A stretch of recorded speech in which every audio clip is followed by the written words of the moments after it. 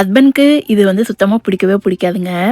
ஆனா, அத எப்படியாவது ஸ்டஃப் பண்ணி சாப்பாடோட குடுத்துறணும் அப்படின்னு தான் நான் நெனப்பேன். பசங்க கூட சாப்ட்டுருவாங்கங்க. ஆனா, என்னோட ஹஸ்பண்ட சாப்பிட வைக்கிறது தான் பெரிய இதா இருக்கும். நீங்க ஜூஸ் குடுத்தோம்னு வச்சுக்கோங்களேங்க, அத நல்லா ஃபில்டர் பண்ணி குடுக்கணும்னு சொல்லுவாங்க. கட்டி கட்டியா இருக்கக்கூடாதுங்குவாங்க. ஸோ 1000 இது சொல்லுவாங்க. அதுக்கு நமக்கு எந்த மெத்தட் ஈஸியா இருக்கோ, அதில ஸ்டஃப் பண்ணி குடுத்துடலாம் அப்படின்னு சொல்லிட்டு தான் இன்னைக்கு நான் ரைஸோட குடுக்க ட்ரை பண்ணேங்க.